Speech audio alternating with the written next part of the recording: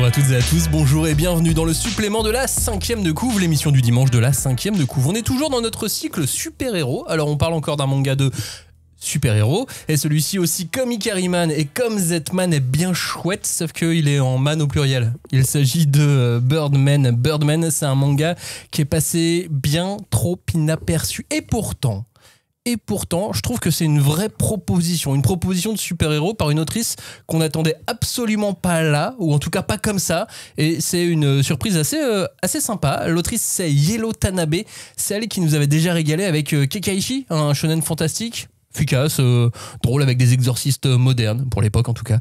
Et avec Birdman, elle change complètement d'ambiance, là c'est plus noir, plus lent, beaucoup plus lent, plus étrange et toujours avec sa teinte d'humour, et c'est surtout aussi ambitieux que pouvait l'être Kekkaishi, et c'est pour ça que ça a plutôt bien fonctionné de manière critique en tout cas au Japon. Birdman, le pitch de départ est simple, il est presque classique, c'est des lycéens marginaux ou différents, on va dire ça, qui ont un accident de bus, et là ils survivent grâce à une mystérieuse entité avec des ailes, et donc en échange de leur vie, ou de ce que on ne connaît pas en fait au début quel est le pacte qu'ils passent, mais pour sauver leur vie ils obtiennent des ailes, littéralement des ailes, mais aussi un nouveau corps en quelque sorte, parce que bye bye la myopie par exemple, et ils obtiennent aussi une nouvelle mission, et ça voilà, on l'apprend au fur et à mesure de ce manga qui s'appelle Birdman. Au début j'ai l'impression de lire un manga un peu de transformation un peu Sentai dans l'esprit.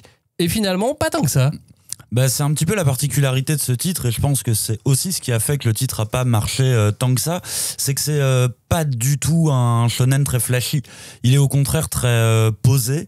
C'est un manga qui est élégant. Je veux dire, c'est un manga qui est vraiment élégant, ce qui n'était pas forcément Kekkaishi, qui était beaucoup plus bourrin, et attention, j'aime bien Kekkaishi, mais là Birdman, il y a une espèce de mélancolie non neketsu, mais vraiment assumée, et le titre est très planant, et du coup je pense que c'est ce qui a causé un petit peu, c'est très différent d'un neketsu habituel de ce qu'on lit, et là c'est très posé, les enjeux sont identifiés pas dans le premier tome non plus, tome 4 ou 5 quoi. Ouais, voilà, c'est ça.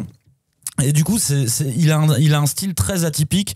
Et après, autant que je me souvienne, il y avait eu de la promo sur le titre au moment de la sortie, mais il n'y en avait pas eu non plus des caisses et des caisses et des caisses. Non, puis il était sorti dans l'ancienne version de Vega. Ouais. Qui ensuite était racheté, il a été reproposé en tome 1 à 3 €, et ça n'a pas plus explosé que ça évidemment, et donc peu à peu il s'est fait un petit peu oublier, mais l'histoire bascule assez vite quand même, parce que Tanabe, donc elle prend son temps, ok, mais elle pose son humour type magazine shonen, mais grâce à ça elle installe une ambiance avec tout ce temps, et au lieu d'aller vers la baston ou les gros pouvoirs tout de suite, parce qu'il n'y a pas finalement tant de gros pouvoirs que ça, elle va parler d'acceptation de soi, de solitude, de société, alors soit des thématiques qu'on retrouve dans d'autres mangas de super-héros ou dans d'autres mangas d'aventure, mais voilà, on est avec des ados paumés, isolés, au début ils sont bien tête à claque d'ailleurs, enfin surtout le personnage principal, ouais. Mais c'est un peu les X-Men au final, tu vois, ils acquièrent une capacité, mais il y a ce truc que cette capacité reflète aussi un mal-être intérieur,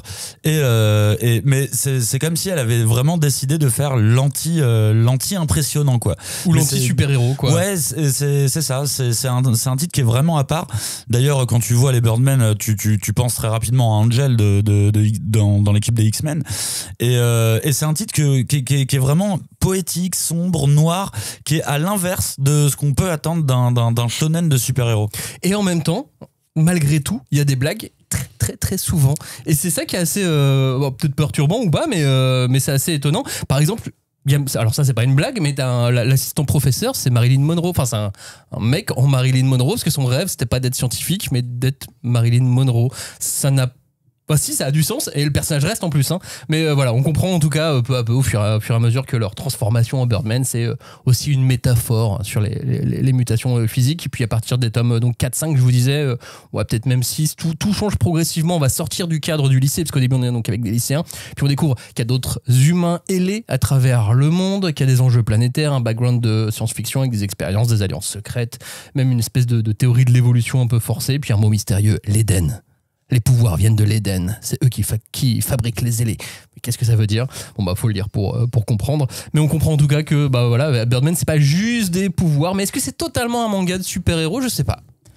Je sais pas vraiment parce que c'est pas affiché comme un manga de super-héros. Ouais, mais le titre, Birdman. Le titre, il fait penser, mais on n'a pas ces codes très premier degré du super-héros avec le déguisement et compagnie. Ouais, en même temps, je le compare à X-Men, donc quelque part, ça y tient quand même. Mais non, je le vois plus comme un shonen un peu up, un peu sombre, un peu mature, tu vois. Mais j'ai du mal à le classer en récit de super-héros. Mais pourtant, il y a une vibe super-héros dedans, c'est pour ça qu'on l'avait mis dans ce petit cycle. Birdman s'est terminé au Japon, c'est terminé en France depuis 2 ans maintenant, et c'est 16 volumes aux éditions Vega, et c'est signé la fantastique Yellow Tanabe. Merci. J'adore son nom. Bah, il est tellement stylé. Ouais. Merci Cagnard et bonne lecture à tous. Salut.